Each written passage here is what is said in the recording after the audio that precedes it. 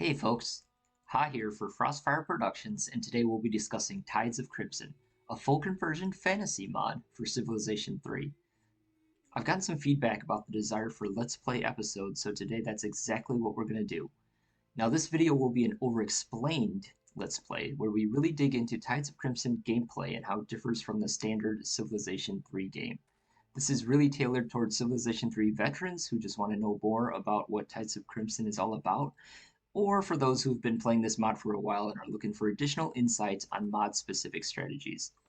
If you are entirely new to Civ 3, or even if you're familiar with Civilization 3 but have never heard of Tides of Crimson, I would highly recommend watching the basic tutorial videos first.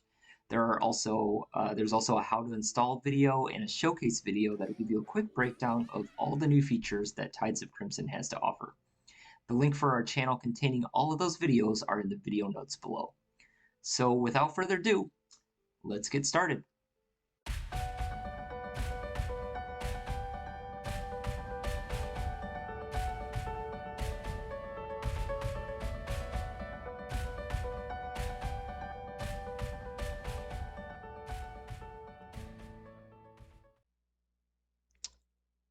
Alright, so first before we start our game here, we're going to do something very important. Here I'm in the Steam directory, but you'll find a similar directory here if you have your Civ 3 installed somewhere else. So what we're going to do is we're going to go into Civ 3 Complete here, and we're going to the Conquests. Again, just pay attention to this path here. And we're going to go ahead and update the conquest file, and so we want to make sure that when we play Tides of Crimson, we kind of change the barbarian, if you will, behavior. Barbarians in Tides of Crimson are called Crocs, and so we want to make sure that they're unpredictable, fun, because Crocs are such a huge part of Tides of Crimson. What I usually do is I go into this file, right, this conquest.ini file, and I will change or add this line here. I don't think it's there by default, but this just says no AI patrol equals 0. So what this will do is this will make the Krogs more unpredictable. They'll actually attack outside of the standard northwest and southeast axes. They'll kind of roam around, and they're just unpredictable, a lot more fun. There's a couple things here I have to play intro equals 0. Make sure you skip the intro. So you don't. This actually saves you from crash games sometimes. And then keep res equals 1 allows you to play in the same resolution as your standard computer here. So those are some recommended settings for you before we start. Okay. Then obviously just don't forget to save your file. Okay. All right. So let's go ahead, and now that we've done that, let's go ahead and start a game of Tides of Crimson. And just go ahead and open up Civilization 3 here. So if you've already watched my tutorial videos here, you'll know how to get into the game here, but we're going to go through Civ Content. We're going to look for the Tides of Crimson.biq file. Now, as of version 2.92 or above, the random map kind of limitless playability limitless playability version. So will be Tides of Crimson.biq. Okay, so that's your random map file. If you have an older version, it might have like a version number after it. Just know that if you've installed 2.92 or above, this is the file you should be playing. In the future, we'll have some scenario files. We'll also have a map of Azura. So Azura is the world that Tides of Crimson is set in. We'll also have those scenario files in here. But right now, for this current version, we're just going to have this. Okay.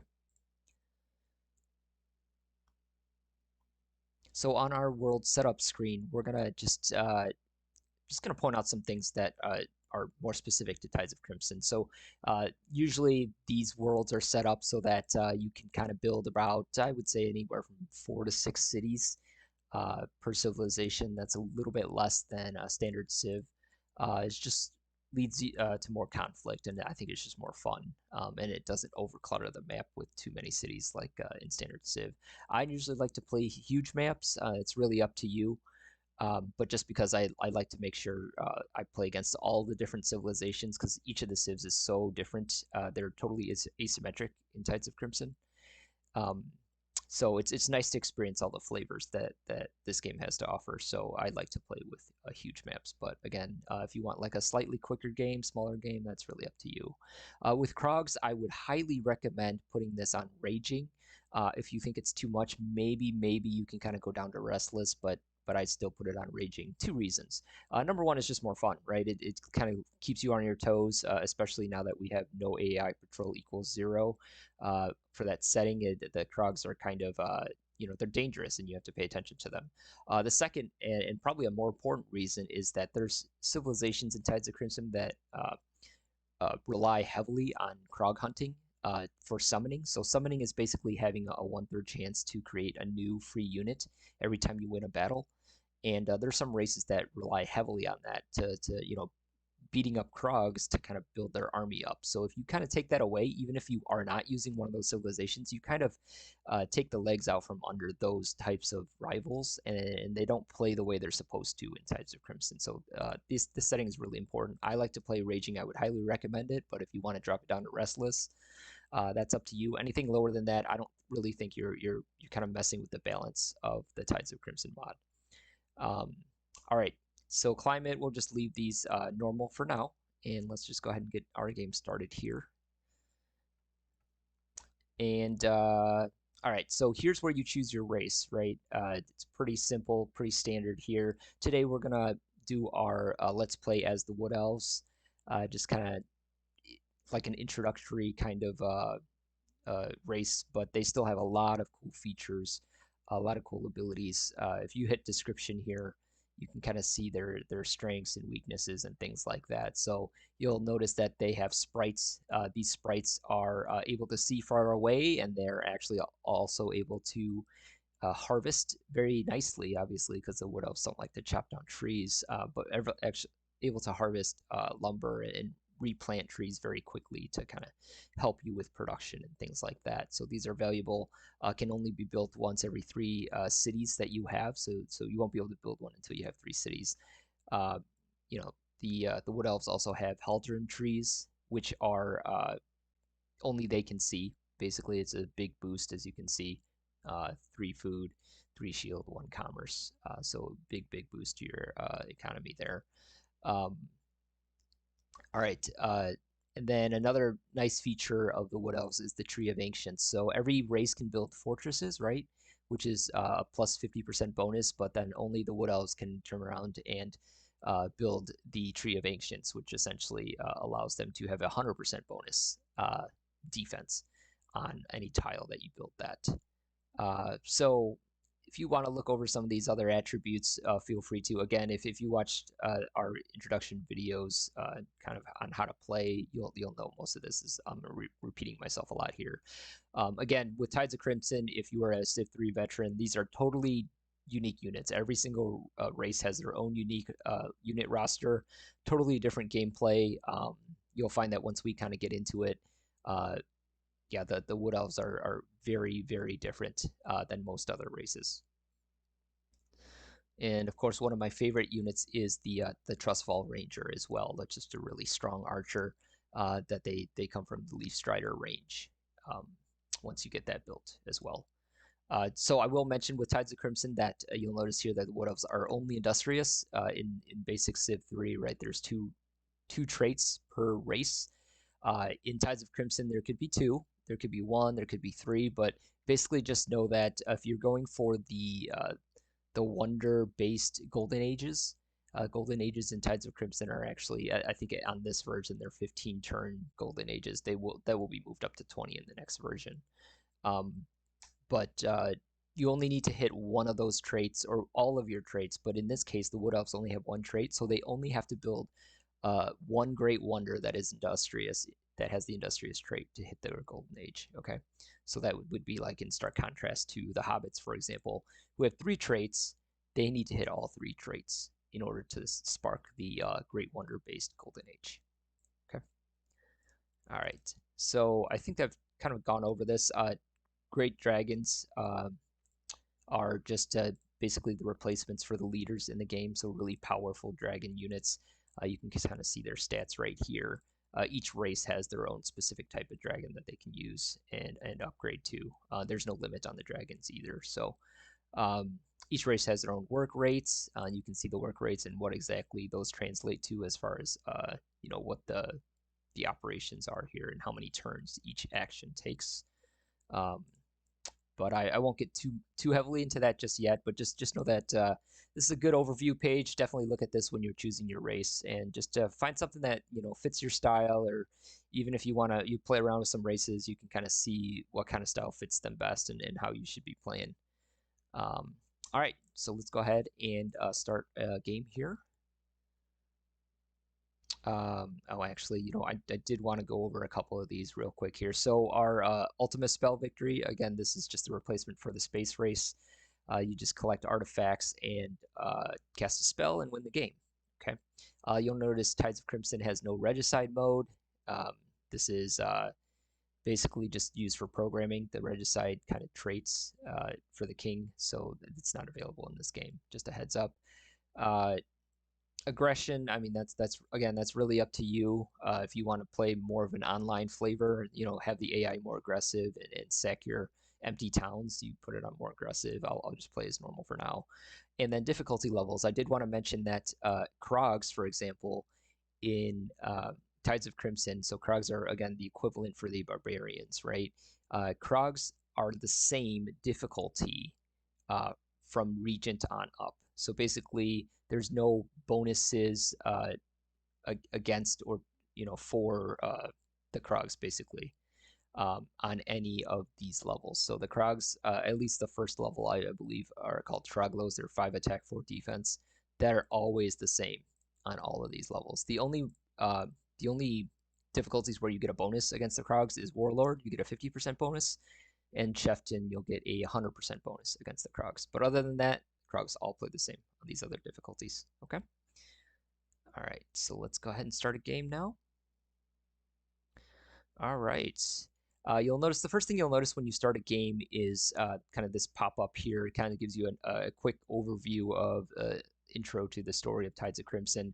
But this is kind of a lot of the more Tides of Crimson specific things. You'll definitely want to take a look at this. Gameplay changes. There's a couple pages here. What's different between this mod and regular Civ 3, gameplay tips, frequently asked questions, things like that.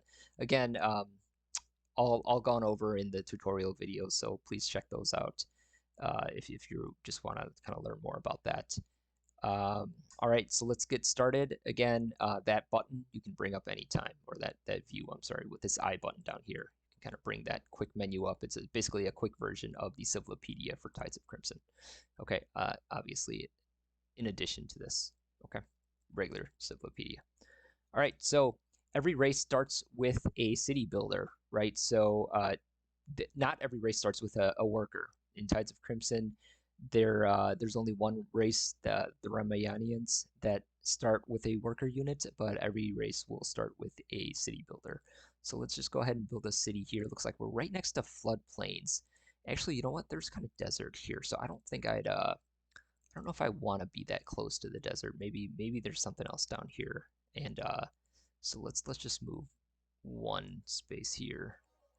Yeah, this looks like a little bit more fertile of land here. It looks like I got some hills here. Oh, some forest. Okay, so I'm gonna build here. You'll notice that the units in Tides of Crimson, so all infantry unit have 2 movement, right? So see here, this is my Way Watcher. He'll have 2 movement, and horsemen and kind of mounted units will have 3 movements. So automatically you're going to move a lot faster in Tides of Crimson, but you'll also have to be more strategic about where you move because you have 2 moves per turn, right? You're going to want to stay on flat terrain so you can move quicker, unless you actually did want to get that extra vision from the hills or mountains or something like that, then you would hit those. But in general, you want to stay in flat terrain if you're exploring so that you can kind of move more quickly. Okay, so let's go ahead and build a city right here. All right.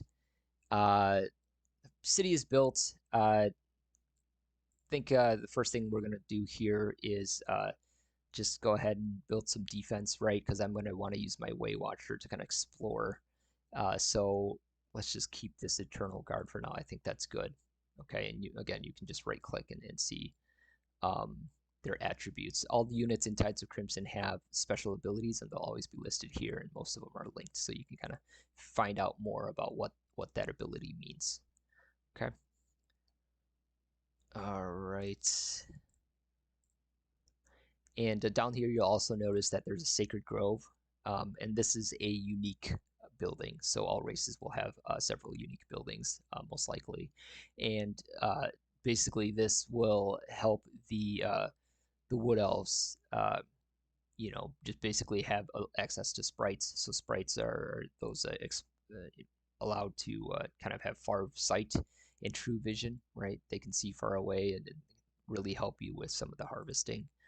Um, yeah, and this just gives you happiness. So most of these unique buildings, this one's a small wonder, as you can see here. So this is very cheap, as you can see, just 30 shields. So I usually build one of these buildings in my second uh, city, so my expansion city, just because it really helps you with culture right away, and it's cheaper. So it's just a nice way to expand the borders out.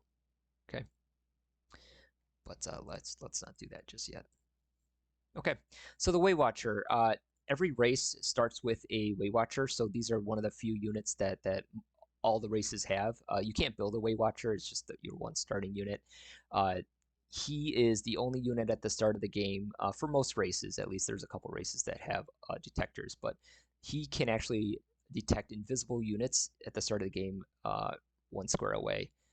We can upgrade him later to be able to see 2 squares away, but right now, even though you can see 2 squares, you can only see invisible units here, um, and you can upgrade him, like I said, later. So he's a good defensive unit, so you can see here, right? He's got 7 defense, but not really great for attacking, but actually really great for exploring. So we're just gonna kind of move him around here. See if what we got over here. Oh, even more floodplains. That's great. That is wonderful. All right, so let's look at the tech tree here. So you'll notice a couple differences with the tech tree in Tides of Crimson. Obviously, it's a totally different tech tree. The 4 ages are fantasy ages, right? Um, One thing you'll notice here is some of the eras will have these texts here in the box are unique texts, right? Unique to that civilization. So for the Wood Elves, we've got pure harvesting, right? And we've got forest perception, which will allow Haltern trees and leaf strider range. Pure harvesting just allows us to kind of upgrade our sprites, okay, so that they can like harvest faster and see further and things like that. We're gonna go ahead and let's just go ahead and go with warrior code here. I do want to see if I can get uh, over here. So again, these are all unique units. So for this one, you'll have to scroll a bit. This was a little hard coded, but you'll see that there's other units here. They're not available to us. They're available to the other races. I couldn't get rid of these. But the marksman is what the wood elves can build. Okay, and that's what you'll be able to build once you attain this technology. Okay, again, ranged attack. Archers in Tides of Crimson actually can attack far. You'll see the 2 range, right? So they're great against Crocs. They're great against support. They still have the counterattack ability.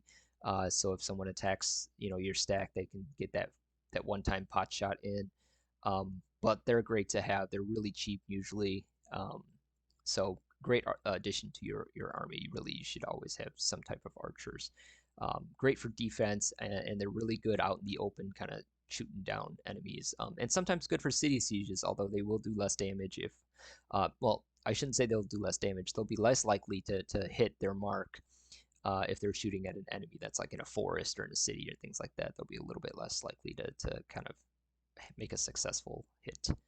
But we're going to go for that for now. All right. Okay, here's just a recommendation to build our unique building. When I explore, I'd like to explore in kind of a circle just to make sure I can get back to the city if anyone threatens us. I don't anticipate that being a problem at this difficulty level, but you never know. And again, we have the Krogs kind of roaming around, kind of crazy, so you never know. So let's just be a little cautious here. You'll notice that these are basically Daiko mushrooms, right? So they are the replacement for bonus grassland. If you see this, it's basically means bonus grassland. In the world of Azura, these are just used for all kinds of things, right? The populace they can build tools or whatever with them. That's part of the lore there. Okay, so let's go ahead and navigate here. Let's go onto this hill here and see a little bit further.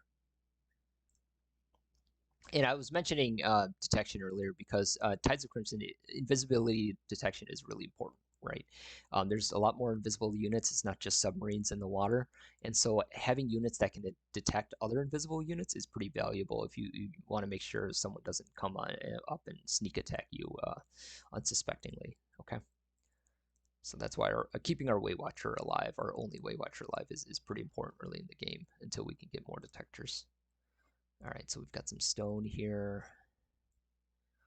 Let me see here. You also notice that jungles have better output, so it's 1-1-1. It's 2 here because it's next to the river, but jungles in regular Civ 3 only have a 1-0-0. So in Tides of Crimson, jungles are much more valuable. You'll still probably end up eventually wanting to cut them down, but you don't have to cut them down right away. There's still some production that you can get from them if you build a city next to jungles. So it's not the end of the world. All right. Let's see.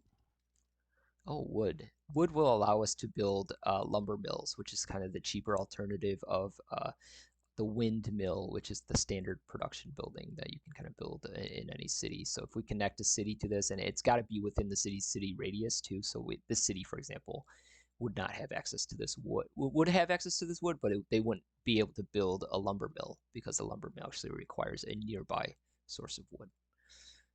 Okay. And lumber mills will just increase your production by 25%. Oh, so we've got a sighting here, and that's just not good because I don't know if he's just walking around or if he's going to take our city. I don't have any defenses yet in there, so that's why I really need to get my production up here. So let's go ahead and get our production up. I just realized here again that we were focusing on growth, but notice that we only had 1 shield. So let's just get some defenses out here and make sure we get this out quickly. I'm not going to tell you that I'm the best Civ 3 player in the world because I'm not, but I can help you with some more Tides of Crimson specific strategies. Let's put it that way. But this one was just me forgetting.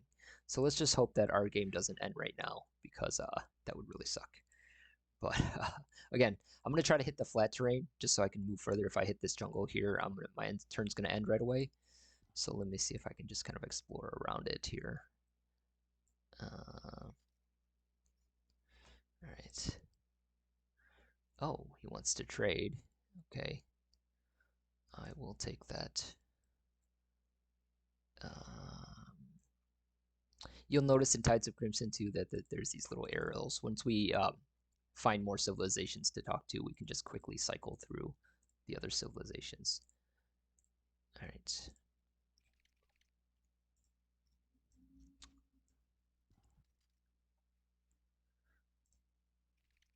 Okay, so just so you know, again, we can just find out more about this larvae here. The larvae for the Zorg. So when you kind of get in touch with other enemy civilizations, you kind of have to know their strengths and weaknesses and what they do and things like that. So these larvae actually can evolve, right? So if they start winning battles, they have the summon ability, which is a 1/3 chance, like I was saying before, of creating a new unit when you're victorious. But they actually create a stronger unit, and so when this unit wins a battle, right, this will create a stronger unit. So the Zorg Swarm and again, this kind of keeps going up until they finally mature all the way and become Mothras, which can eventually upgrade to Ultralisks as well if you want to sacrifice the Mothra's ability to create more larvae. But yeah, so knowing that about your enemy is pretty important. So not only do you want to know about your own race, you want to know about the capabilities of other races. And again, in Tides of Crimson, they're very different. If you've ever played, I'm thinking off the top of my head, games like StarCraft or anything like that, the races are very different. So this is kind of what they're like in Tides of Crimson, right? The races are very different, gameplay is different, so you'll definitely have to use different strategies depending on your race. Um, let's. I don't know if I trust this guy here. Let me go back to my city. I don't know what he's gonna do. Okay, okay, he just went away. Okay. All right, so let's see what's around here. This is gonna really eat up my movement points here.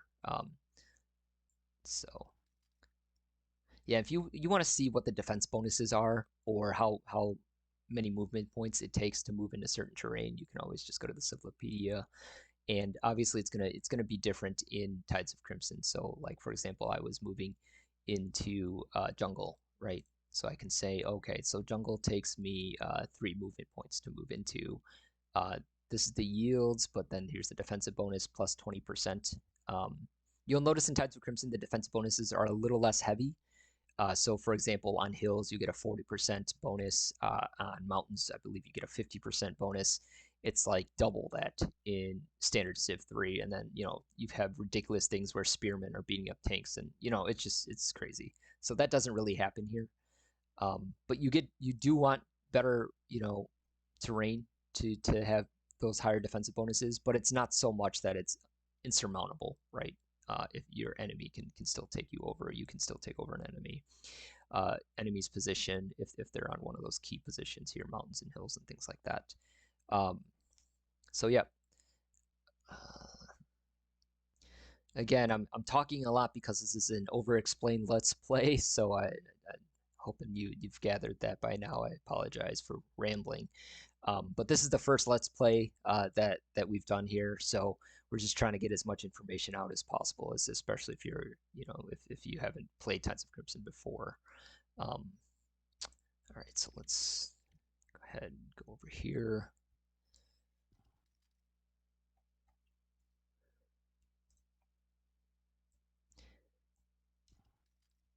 Yeah, and so units in Types of Crimson, I'm going to say this now, units in Types of Crimson do not go obsolete. So, for example, like this Eternal Guard, who's a standard infantryman, he never goes obsolete. For the most part, you really don't have any units that do. There's units that can upgrade, but the lower units are always much cheaper to build. So, for example, this is 32 shields, right? And it doesn't cost any population. But the higher you get, the units cost exponentially more, and they start costing population points. So by the time you hit like a third tier unit, it's going to start eating away population points from your city as well. So there's always a balance you want to strike, right? And you'll find that when you play Tides of Crimson, you'll most likely have a balance of those units because of those costs. And really these early units never really go obsolete. There's always a use for them. Um, because of their efficiency and their cost efficiency, essentially, right? All right. Did this switch back?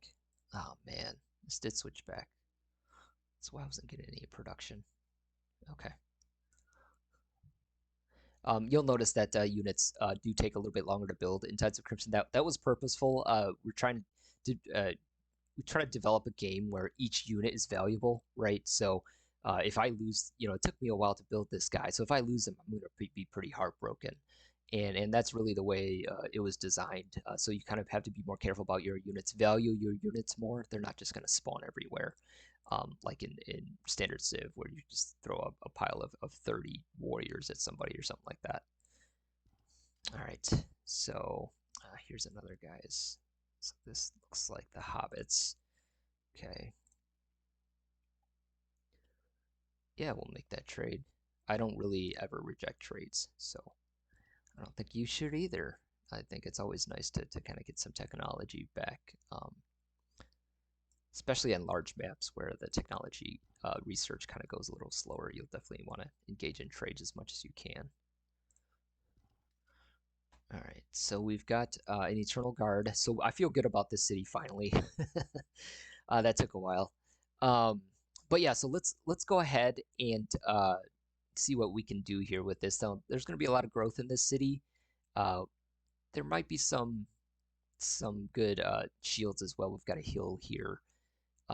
We've got some some forest here. Again, forest is one food, two shields, so it's really good shield production here, really quickly too. So if you're in dire need of planting or of getting shields, you plant a forest. It's much quicker to plant a forest than it is to like mine. And let's say you're on flat terrain, right? And you really need shields, and you have no shields. Let's say on this tile here, planting a forest there gives you two shields. So it only gives you one food, but it's just a really quick way to get shields. Okay, so and you can kind of see that here. I can show you. Again, these little icons here, just like this is a settler, this is a worker. Little green icons, green circle, green triangle. Um, but if you look at the work rate, see our guy is 90% for the toilers here. You'll notice that there's that difference there, right? And so uh, anything that this is plant here, so this just means how quickly you can plant a forest, right? So just look at 90% here. So for us, planting a forest would take 9 turns. Okay, building a mine would take 12 turns.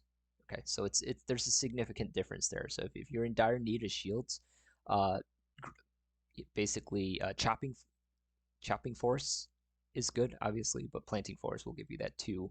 Chopping forests in Tides of Crimson will give you a plus 20 shield bonus, not just plus 10 like in standard Civ. So finding forests and chopping them can be really valuable ways to kind of get production done or get like a barracks out or anything like that.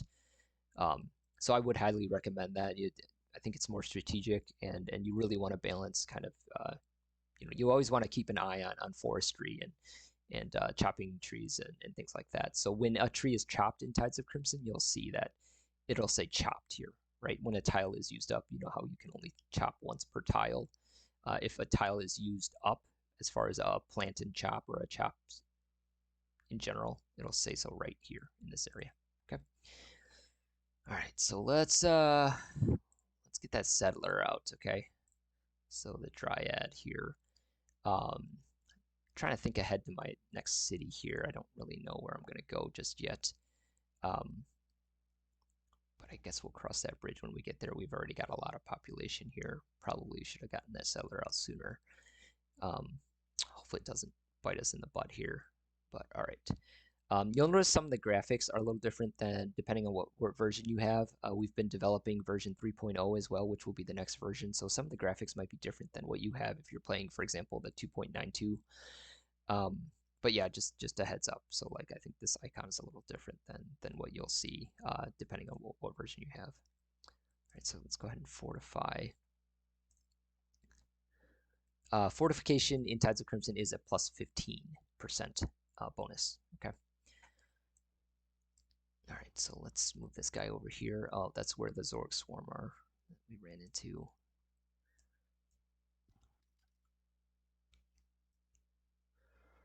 So camel. Camels will allow for higher level trade buildings, so that the buildings that increase your gold in your city. So a lot of buildings are on tiers. So like economic buildings, you'll have to build like the lowest economic building before you reach the higher economic buildings, things like that. Production buildings are the same way, happiness buildings, things like that. So I'll show you that when we get there. All right, so wheat is a really valuable resource in Tides of Crimson. So first of all, let me just mention this, right? So resources in Tides of Crimson never go obsolete. So no, where this wheat is here right now, it'll be there the rest of the game. Wheat is actually a strategic resource in Tides of Crimson. It won't skip around. You won't lose it. It won't move around the map, things like that. It's always going to be there. Any strategic resource or luxury resource really will always be there. Wheat will allow you to build granaries, and so granary in Tides of Crimson is a small wonder, and that will produce little wheat stalks for you every once in a while. I believe it's every 30 turns, or maybe 25. I'd have to check. But then those wheat stalks can be fed to the populace and immediately boost the population in your city. So it's kind of cool getting those out. So it'd be nice to have a city up here. Actually, if we put a city right here, our growth would be really awesome with the floodplains in this, and maybe a little bit of commerce from the camel there. I think that might be a good place for our next city, actually.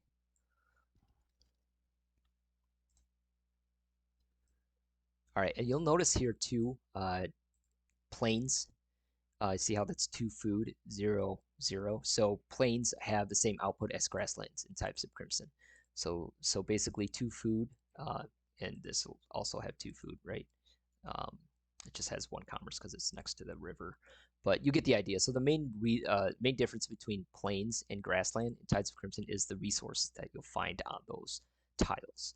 Other than that, I mean, you can have a nice growing city on plains, just like you can on grassland. Okay.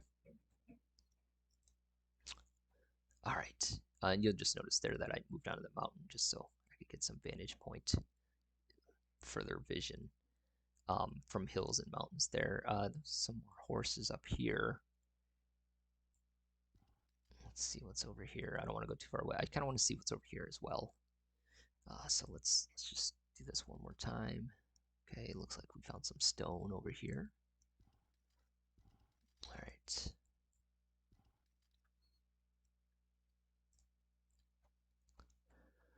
90 gold. One thing you can do here is kind of auto negotiate in Tides of Crimson. Okay, this is again, this is from Flintlock's mod, um, and that's included in your Tides of Crimson installation. But you should be able to hit thumb sum and just auto calculate a better deal. It actually looks like this was the best deal, so we'll go ahead and accept that.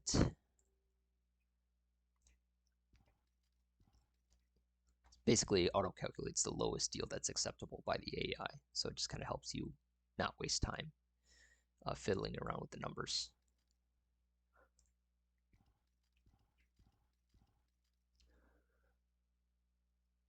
All right, let's go ahead and stay on the plains here so we can start moving a little quicker. I've been kind of going to these rougher terrains to kind of get better view at points, but um, yeah, so now with the Wood Elves, we can move, not the Way Watcher, he's like a pretty standard unit throughout all races, but most of our other units are going to be able to move quickly through forests. Like instead of costing them 2 movement point, it'll only cost them 1. So most of our units are like that. So just a heads up, if you're using the Wood Elves, just be aware of that so you can kind of take advantage of that. And tactically, you can take advantage of it too, right? So if you're in a forest and your enemy has to slowly get towards you or slowly try to escape, you can actually move a lot faster than they can.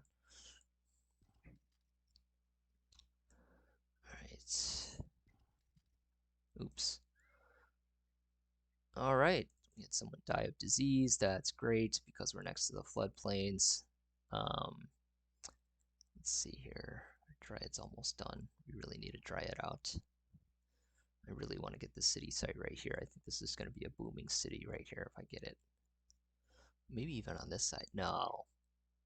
Yeah. I think this side would be better technically, but then I wouldn't be further away from the camel. Yeah, I think I'm just gonna build here. Okay. All right, so let's see what else is up here. All right, more Daiko mushrooms.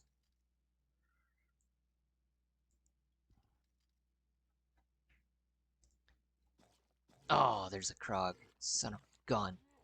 Came out of nowhere. Oh my god.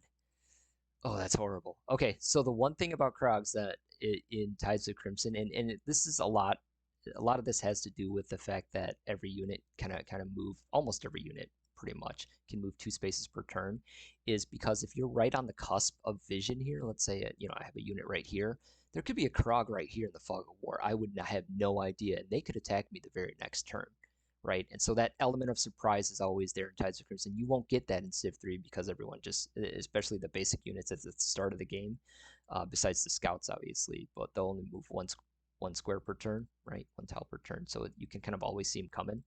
Uh, it's a lot less unpredictable in Tides of Crimson, especially towards the edge of your territory. So you always got to be careful.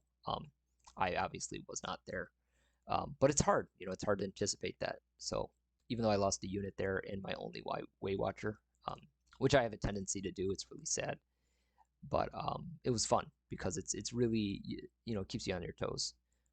So all right, so we've got a Dryad coming out soon.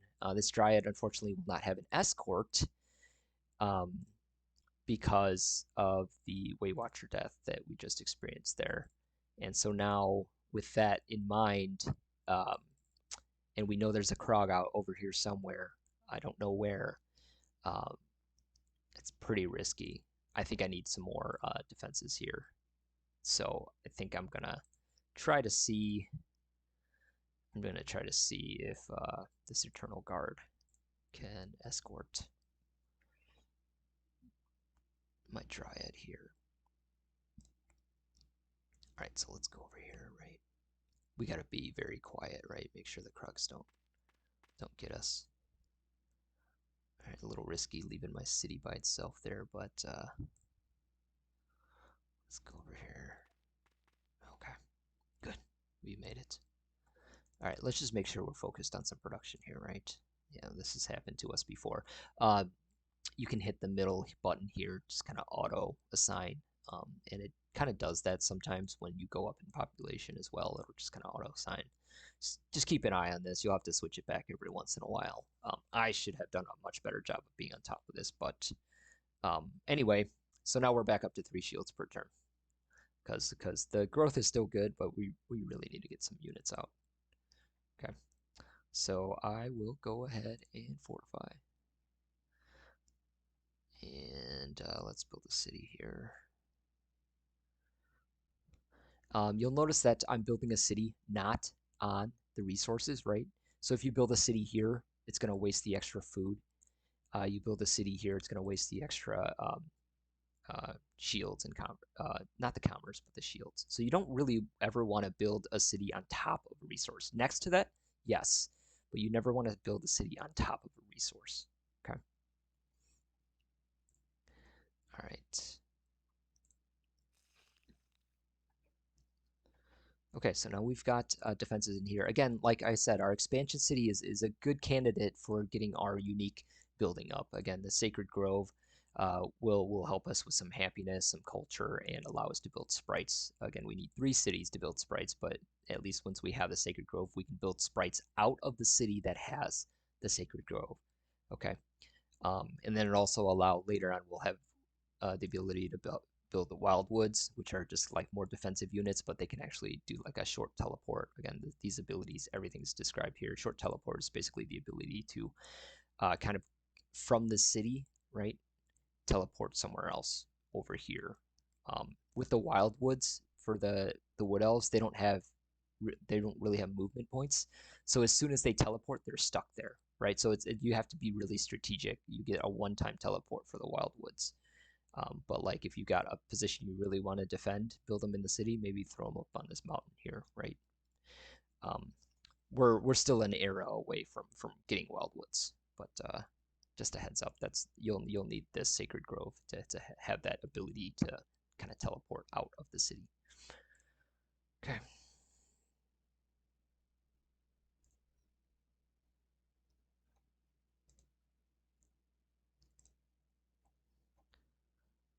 All right, our Eternal Guard, Sacred Grove. Jesus, it's taking forever to build that. Yeah, we're gonna switch to. Thank God there's a forest here. Otherwise, we'd get no production at all. Um, and then after that, maybe we'll switch to the growth here. But I just want to make sure that we get this grove out. It's a good idea to specialize your cities, right? So eventually, I don't know, I'll probably put a barracks in the city. And if I'm going to put a barracks in the city, and let's say it's got good production, that's a city that I want to build my military units out of, right? So I want to make sure they get that extra hit point from the barracks. Um, and maybe in this city over here later on could be good at growth, right? With the granary right here, that'll be built here probably, and the wheat. Um, so maybe that'd be good for building workers or settlers or other units that require population, right? So it's a good idea to kind of split up your cities like that with responsibilities. You'll be more efficient that way. And when we get a chance here, I'm probably going to try to get a worker, and then I'll build a barracks. The worker will help me complete the barracks quicker because then I can chop down a forest for 20 shields. In the current version, 2.92, again, this will I don't know. It might change in future versions, but pop rushing will give you 25 shields.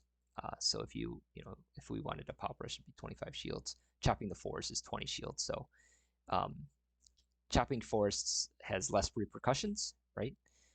So it's just a really good strategy to use when you're trying to complete projects. Again, chopping does not go towards small wonders or large or great wonders, but it will go towards buildings and units and things like that. You'll notice here too, I'm just going to touch on this real quick. Small wonders are denoted with a small red dot. So anything underneath this wealth line, right? Small red dot is a small wonder. So you'll notice that these are here without the dot. These are great wonders. Okay. Yeah. Let's see what I can build here. Oh, we need some defenses, so let's just switch back to that. Okay.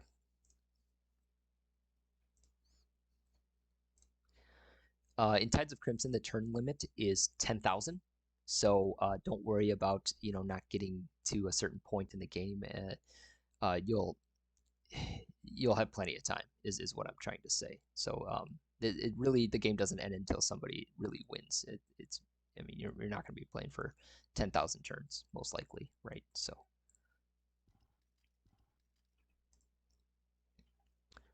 All right, so let's see if 100 gold. Let's see if we can give him less than 100. Nope, see, 99. All right, we saved $1. All right, that's the auto calculate feature. Let's see who else we can trade with. No.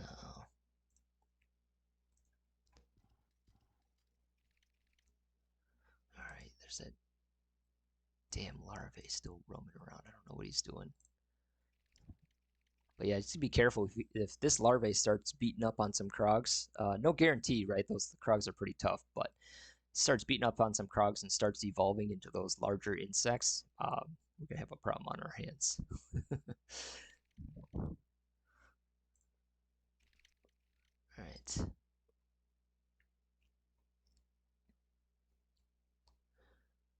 All right, so what did we finish here? Oh, great.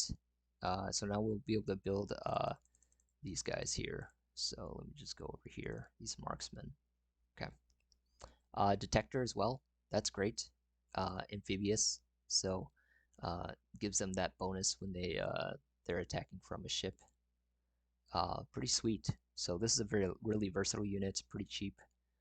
Um, so the difference between this combined forces are important in Tides of Crimson. The difference between like archers, for example, the archer classes, is that they're usually pretty versatile. They can actually kill. So you'll see here, ranged attack is land lethal, so they can kill land units. So if there's a unit with 1 hit point, they can knock them down and kill them. Siege units will do rate of fire 2 or more. They'll do more damage, right? And then usually have higher ranged attack. Shorter range. Most siege units have 1 range.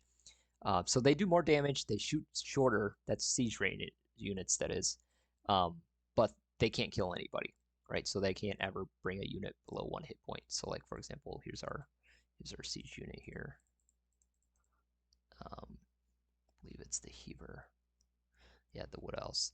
But yeah, you'll see how his attack is higher, right? Range is lower, but ranged rate of fire is higher. Okay, so they'll do more damage, but they have non-lethal ranged attack. Okay, you just kind of click on that, you can kind of learn about that. But that just means that they can't kill anybody. They're great for injuring, but they can't kill. But great for city sieges again with the higher defense in cities. You'll definitely want to bring those guys along. I will mention that in cities there is a 20% defensive bonus, like an automatic 20% defensive bonus if you're in a city. This is obviously much lower than standard Civ 3, and it also does not go up with population. No matter how big your city gets, that city defense bonus is always going to be 20%. Okay, it's just another one of those things that kind of balances out the game a little bit, leads to less runaway civilizations and things like that. So just because you have a bunch of big cities, it doesn't mean that your cities are impossible to take over. Um, so I find that in Tides of Crimson, the chance for runaway AIs or runaway civs, or even for you to run away, is a little bit lower. Just because there's a lot more that kind of balances it out and allows smaller civilizations to kind of stay afloat and live. Right. So okay.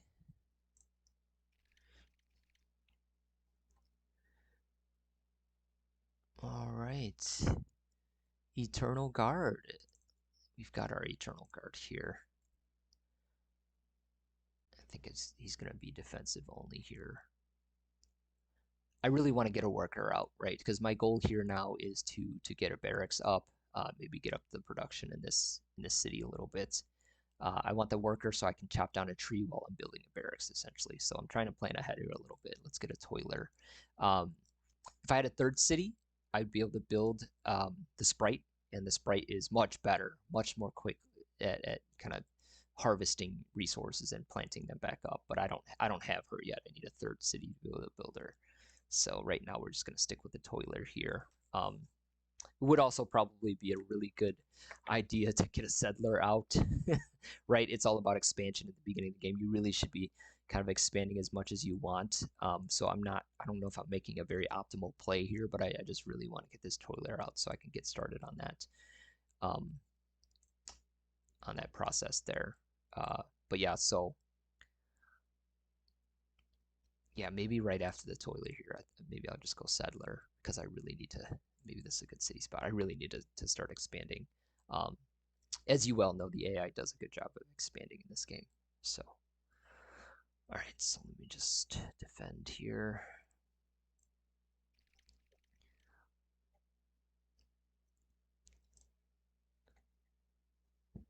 All right, Sacred Grove is done. That's great. Great. Good happiness, good culture. Um, this will be great. This will allow me to build some extra units and things like that. Um, let's go with the settler here, right? The Dryad is the settler for the Wood Elves here. Um, so I'm trying to think here where my next city's gonna go. Yeah, maybe right here.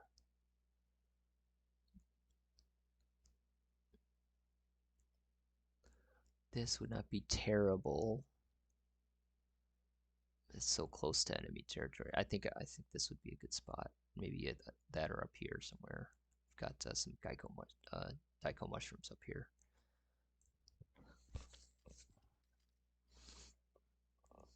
Leave notes in the comment if you think I'm I can do better because I'm sure I can as far as city planning.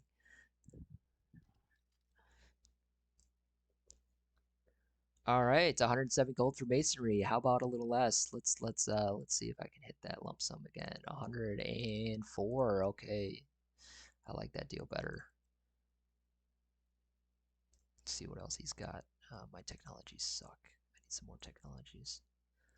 Uh, Gold is really important in Tides of Crimson. I mean, it is in any game, but obviously gold will allow you to uh, buy technologies. But gold also actually allows you to buy units much cheaper. So once you get into a sphere that actually allows the purchasing of units as opposed to the hurrying of units by slaving. And in Tides of Crimson, I'll just show you this real quick.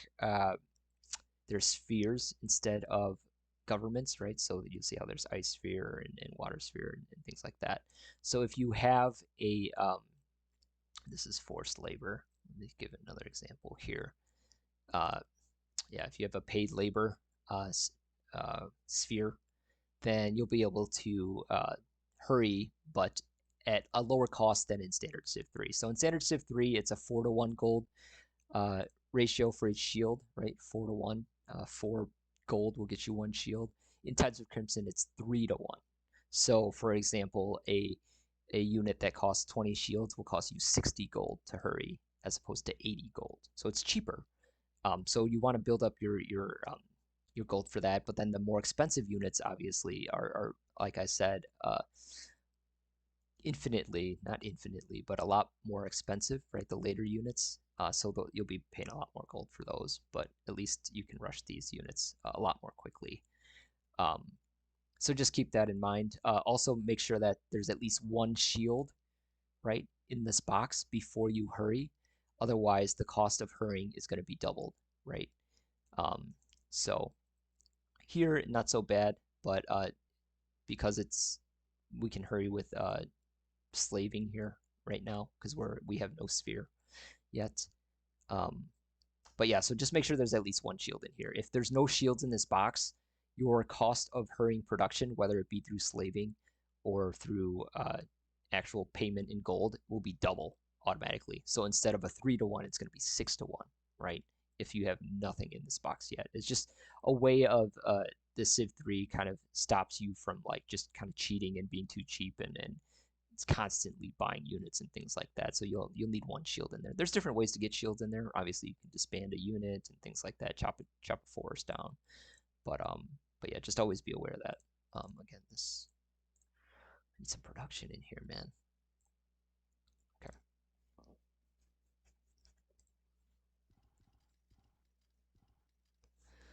Okay, I'll give you what you want. I don't want him to attack me yet.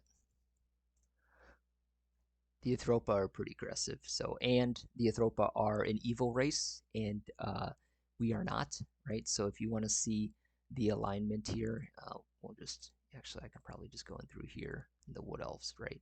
So, alignment is good. Okay, so there are basically 5 different types of alignment: good, balance, neutral, chaos, evil. Some races might have a couple of them. But they act just like you think, right? So good races will get along better with other good races and not as well with evil races. Okay, let's fortify this guy again.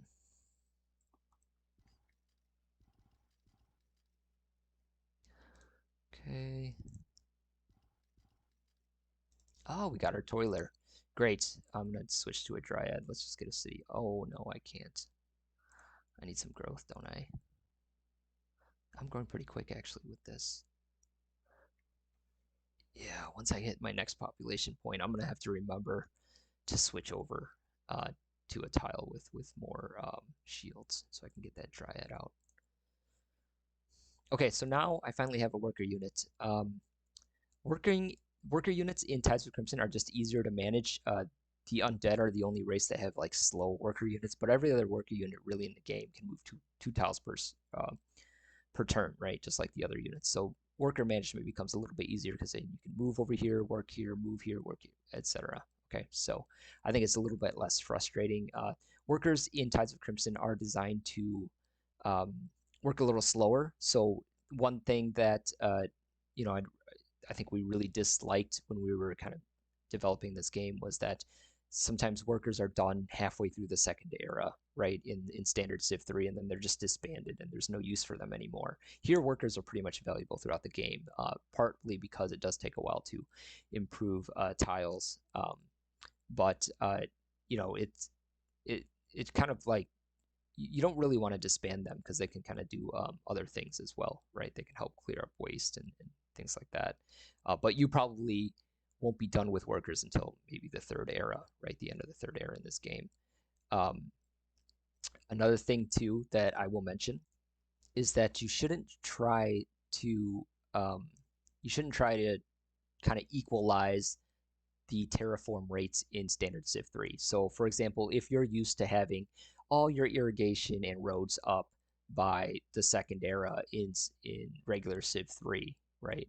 Unmodded Civ 3, uh, and you're trying to hit those rates here in Tides of Crimson, you're really going to cripple your empire, right? Because it's while it's still probably a good idea to have maybe about 1 worker per city. Sometimes you want to get crazy, 1.5.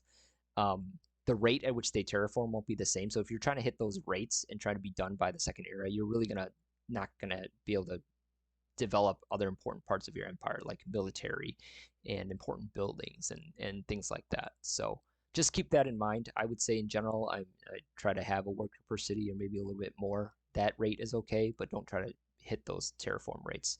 Another thing too, you'll notice too is you see how this is 3, right? There's no despotism penalty in Tides of Crimson, so everything is as you see it. There's no like, oh, 3 food equals 2. None of that crap that is so annoying about the original Civ 3 is here. with the despotism penalty. There's no spheres that really have that despotism penalty in Tides of Crimson.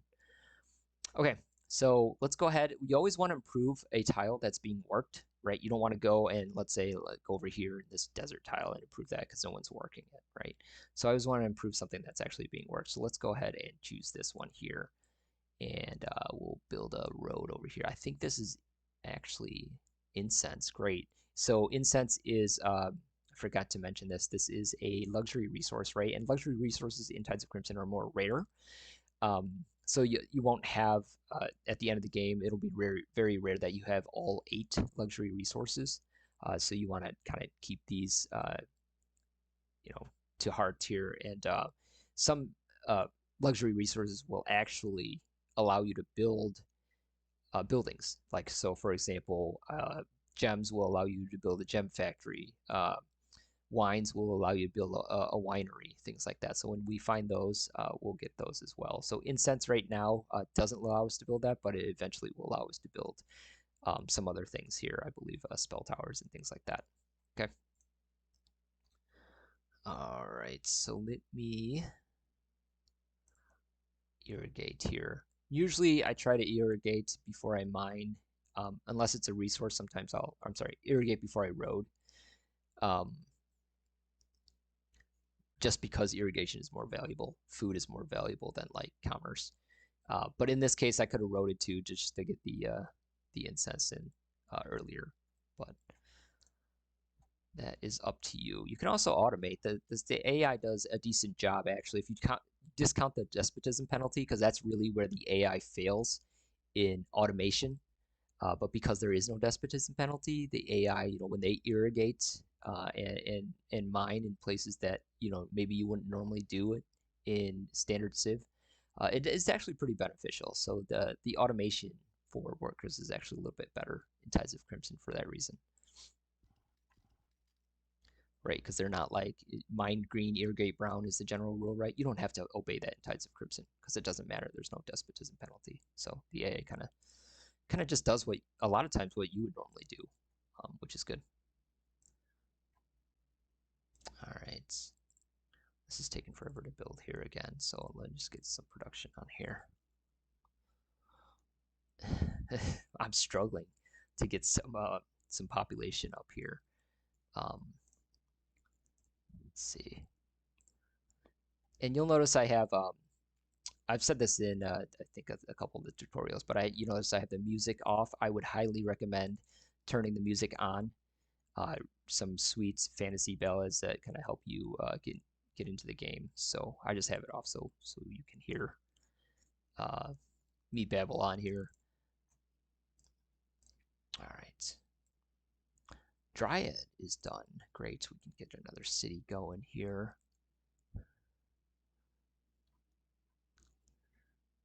Now again, this is a kind of a population city here, so I could even go Dryad probably because of how fast I'm growing. I think that's what I'm gonna do um, here. And then really gonna hope there's not a Krog right here. That would really be terrible. Again, we would definitely want to avoid building cities on top of Daiko mushrooms as well. So maybe a city right here would be good, because we don't want to lose the bonus shields. So I think that's what we'll go for here. I don't have an escort at the moment, so might be a little risky, but it's okay. All right. So, okay. So I'm going to try to move along the flat terrain here so I can kind of go quicker. That last move doesn't matter as much, right? Now I have one move left. I can move straight onto the mountain. That's not a huge deal. Okay. No Crocs. Good.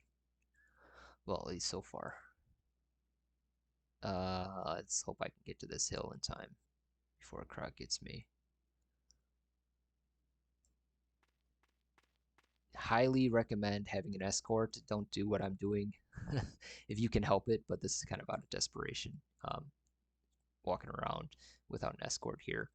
There are settler units in Tides of Crimson based on your race that are able to defend themselves.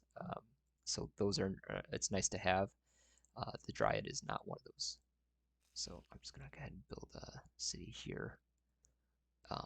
And yeah, so you notice how the production of the city, standard city, is two food, one shield, one commerce. If you built the city on here, right, the with the bonus shields from the Zyko mushrooms here, you would just basically lose that extra shield, right? Because it's automatically going to give you that one shield anyway. You wouldn't get two shields here if you built on Daiko mushrooms. So that's why I'm building the city away from the Daiko mushrooms. Okay, just to make sure that I can still get that extra shield from the Daiko mushrooms. Okay, right now we're gonna go to the horse because obviously they're more valuable.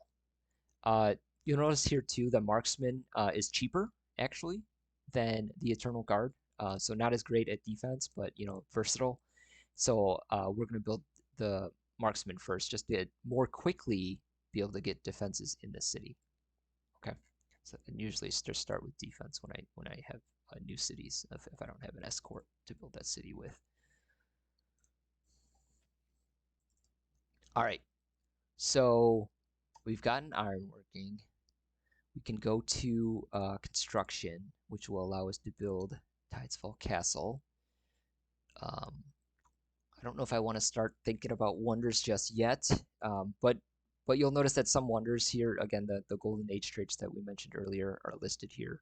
So if you're militaristic or religious, you'll hit these traits by building it. This particular wonder not only gives you a defensive bonus as described here, but a bolt spell every 25 minutes. So spells are free units, essentially one-time use that can do massive damage, right? But they're one-time use, so you can save up your spells or you can use them all as soon as you get them. It's really up to you, but it's a nice strategic wrinkle. There's several ways to get spells, but the main way is through buildings and spell towers and things like that. As you'll see, the spell towers are not until the second era here when you get high magic. Um, but yeah, we're not there yet. We can also go now for one of these race-specific texts. So when I'm going for race-specific texts, I always think about the repercussions of it, and the repercussions of those texts really are that while you're researching this tech, the other AIs are probably moving along this tree, right? So you're kind of putting yourself in a disadvantage, like you're going behind in tech um, by researching these unique texts that are non-tradable and that you don't need them here for the next era, but they're so valuable. Sometimes you want to take that risk, right? So the AI will also build, to be fair, their own unique texts, whatever their race's unique texts are. So overall, it kind of balances out. But just know that if you're really striving to hit philosophy, for example, for that free technology that philosophy gives, right? Um, Going for this tech will put you behind that race. Okay, just an FYI. But I really like these powerful Trustfall Rangers here. And that's what gets built from the Leaf Strider range that this technology allows for. And then I'll be able to see Haldren trees as well, right? So at the start of the game, the Wood Elves are not able to see the Haldren trees at all. They only appear in forests, which is why you, as the Wood Elves, you really want to start in forests. But you can't see them, so that there might be a Haldren tree here. You never know. But you can't see them until you research that technology. So that's why I'm going for that technology. You'll notice that this lit up as well. So this is kind of a prerequisite, right? So if I hit, for example, this technology, these texts light up. So these are the prerequisites in order to research this. So for this one, I need inundation first, which is a good technology to have anyway. Right, I just right click there.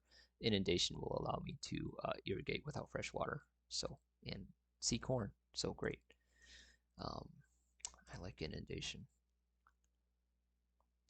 Okay, let's build a road.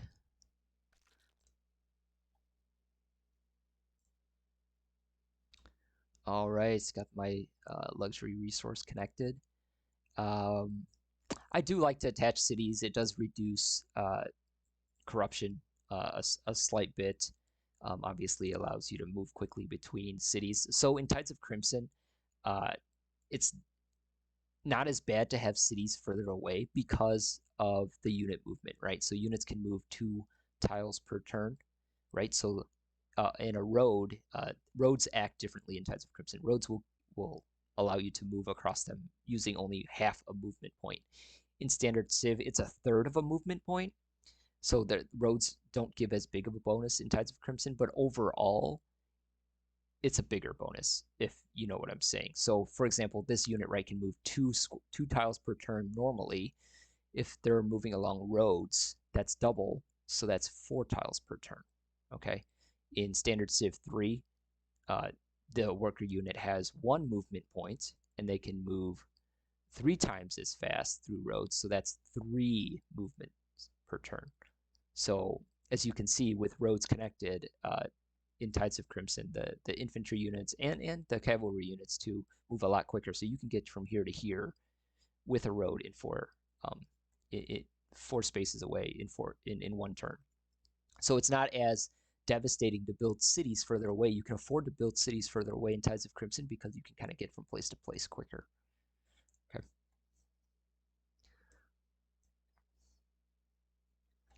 All right, so let's go ahead and let's build that road. Well, actually, you know what? What am I doing here? Yeah, I do want some irrigation too. Let's just build irrigation first and then we'll build the road. To obey my previous rule of getting irrigation down before you build roads. Okay, so we got another Dryad. The city's just pumping out Dryads. It's great. Um, let's see here. I think I want to build, let's just get another toiler out there. I need a third city. So, oh, I do have a third city.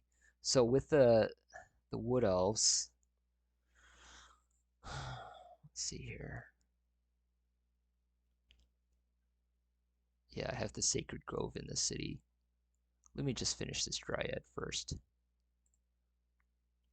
But yeah, with the Wood Elves, you always want to be thinking about when your sprite's going to come out, right? Because the sprite really can accelerate your harvesting and your replanting of trees and thus your construction. And obviously, that True Vision once we'll use that once we get a sprite. You'll see that's pretty valuable too. So you don't have to risk anyone's lives to kind of see further away, see what the enemies are up to. Okay, 120 gold for mathematics. How about no? Let's do the auto calculate. Oh, I guess that is the lowest deal we can get. Okay. All right, Trifina. Hyrule wants 1 gold. Oh man, I've never seen that. That's funny. I wonder if he'll start a war with us if we don't give him that 1 gold. Uh, oh wow, look at that. He started a war with us because we didn't give him 1 gold. That's hilarious. I can take down the hobbits. The hobbits in this game have 1 less hit point than normal. They have other very strong bonuses. By the way, they have like agricultural bonuses where they have like they can they have like chicken farms and they have sheep that they can feed to their population to grow the population. They have like an extra trait. Um, but yeah, their units are pretty weak because of that -1 hit point. Basically, all their infantry units have. So I just started a war with the hobbits. That's pretty funny. But I don't have much doubt I'll be able to take them down. No, you'll notice they're down here. So we'll see what they come at us with, but it actually does kind of change where I want to go as far as what I'm building here. Oh, was this already done? Did I not? Oh, we'll have to make sure that that's there. Okay, so let me just get some military up here. Marksmen, and then we can build Pathfinders now, who have the Blitz ability, so they can attack twice per turn. And they're good attackers here, 6/4. So yeah, you'll notice these attack and defense rates are different, right? In standard Civ, it's always the warriors start with 1/1, I believe. So the standard, you can say that the most basic infantry unit is like a 5 attack, 5 defense, right around there. So it kind of gives you a gauge of what the basic units do. Um, this Pathfinder, he's a little expensive, but he's good for offense, so I won't build him just yet. I don't know if I want to go this way because now the hobbits are at war with me. They might pick me off here. They do have a burglar unit. I don't know if they have the technology for it yet, but the burglars are invisible. So if they start roaming into my territory here, I'm going to have to be pretty careful. And that's another reason why I'm trying to get a marksman up, because marksman can actually detect invisible units. So and they can see. Usually, most detectors can see 2 squares away, so that's what Farsight does. 2 squares away. So once I get that unit there, wherever the marksman is, he'll be able to see here and here for invisible units. Okay. All right. Let's go over here. I really want that horse, but I really want that. Oh, there's iron. I don't have iron yet, do I? Oh, there's iron here. Yeah, there was a river right there, though, too. I don't know. I kind of like that spot there. Maybe right here. That seems like a place where Crocs would hide. Oh man. All right, let's see. Let's see. Let's just take a risk here.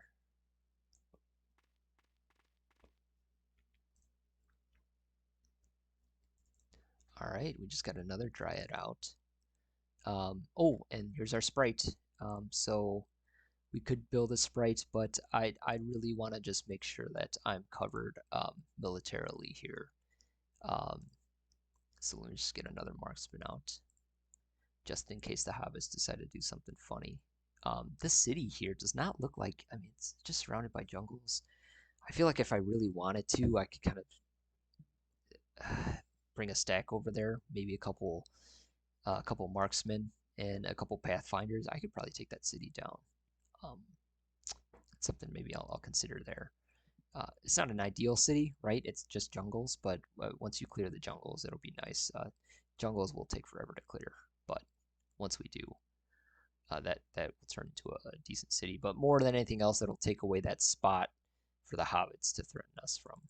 Um, I just realized that this city is totally empty, and I'm at war with the hobbits. Let's see how much much more quickly I can get this out. No. So in Tides of Crimson, when you build a mine on hills or mountains, it's a +2 shield bonus. So if you build a mine on like flat land, it's a +1 bonus, but on hills or mountains, this one, for example, would become a 3. It takes a little bit longer to build hills, or I'm sorry, mines on hills and mountains, but just be aware of that. So it's nice to have some of that production, and hills and mountains are really good for that.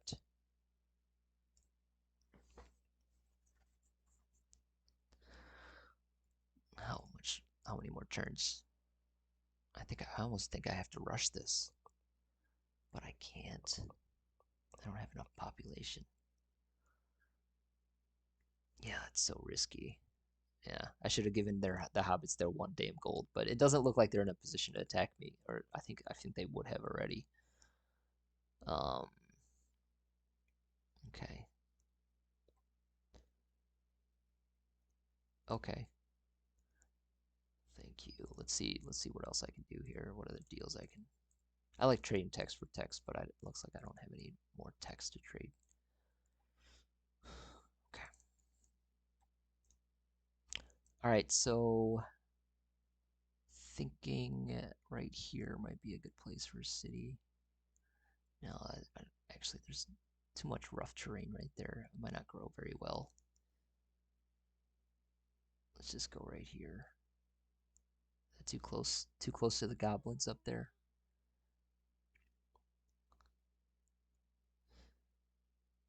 All right. This Dryad's a little kinky. All right. Let's see. Yeah, maybe I can get a second city here. No, I definitely don't want to build on that resource. Yeah, let's just go over here. Let's go over here. Oh, and then these guys are crossing paths. I have a bad feeling about this. Just roaming around unescorted, but I don't have enough military units right now. All right, so I got some defenses in the city. I'm gonna get a pathfinder, so I think I'm gonna lay siege to that city, and I want a higher attack here. A little bit more expensive, but that's okay.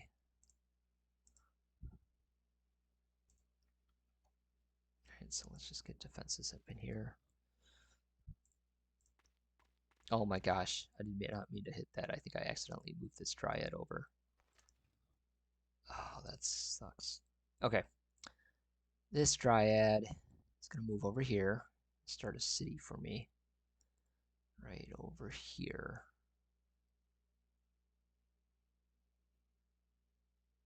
Maybe right here. That'd be better. Yeah, that might be better. No, I'll go over here.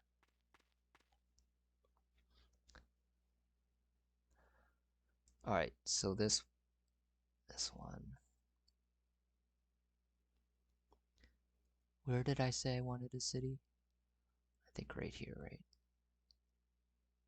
And now notice that I don't have a problem moving through forests because she'll move through forests quickly, so it won't matter. Oh,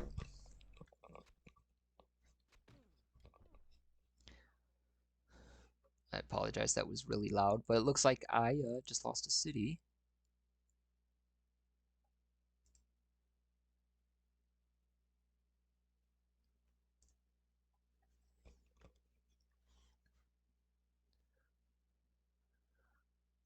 And got my marksman out.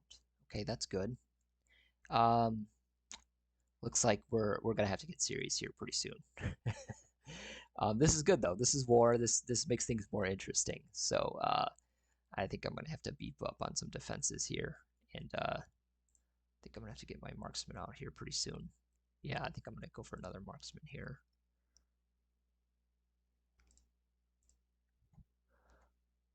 Um, let's see if we can take a better defensive position here. So there's a mountain right here, and it'll allow us to see further. I think I'm going to move my units right here, but just in case they sneak attack us, I think I want some defenses here.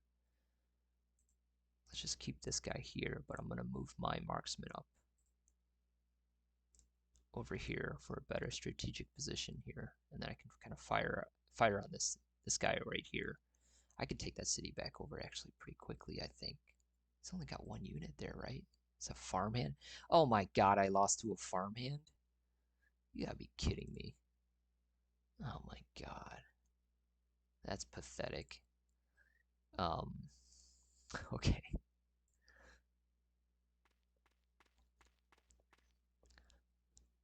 All right. Well, I'm gonna stop it right here and continue in part two.